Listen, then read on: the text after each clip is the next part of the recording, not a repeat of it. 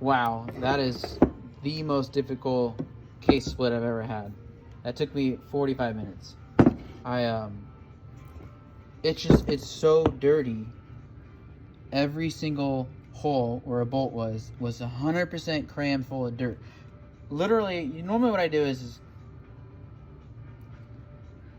I gotta had notification off, totally threw me off. You just find the bolts, they're really easy to see for the most part. You put your splitter on it, undo the bolts, pull it apart, no big deal. 5 minutes, 10 minutes, you know?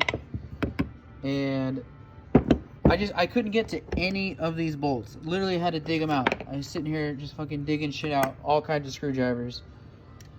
And I mean, it was like 10 minutes a hole. And then one of them stripped. This one, I've never stripped a case bolt. Never. Any saw I've ever built, never done that. I couldn't get to it. I think it was already kind of stripped or something.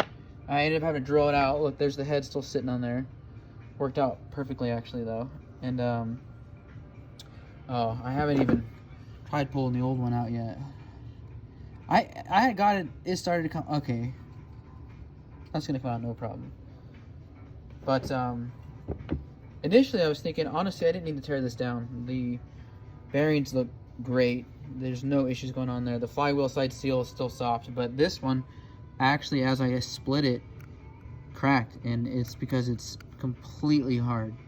So, it wasn't split at the time. I remember looking at it, but that clearly was any time that was gonna split, and then you'd have a leak. And if you didn't notice right away, if you're not an experienced operator, you'd score that piston for sure. So actually, it's good that I split these. Everything rubber on this thing is completely hard. Like it shouldn't be this hard. It's really stiff rubber.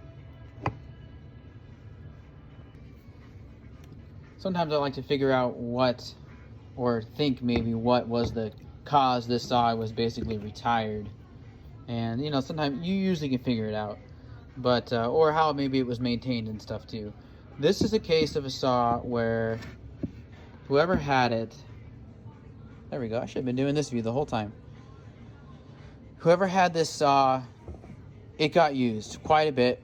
Not a ton, but quite a bit. I don't think it was a faller saw, or if it was a faller saw, they didn't really use it all that much. But it got used for sure. And there was just no maintenance to it. I guarantee you they just fueled it, and that was it. I mean, for something to get this dirty, nothing appeared really wrong with it, but just caked. The saw is like 80% caked of dirt. And I bet you they never replaced the filter. It was so-so condition. You know, they just used it, didn't do anything with it, and then it got kind of old, and they went, well, that's the end of that saw.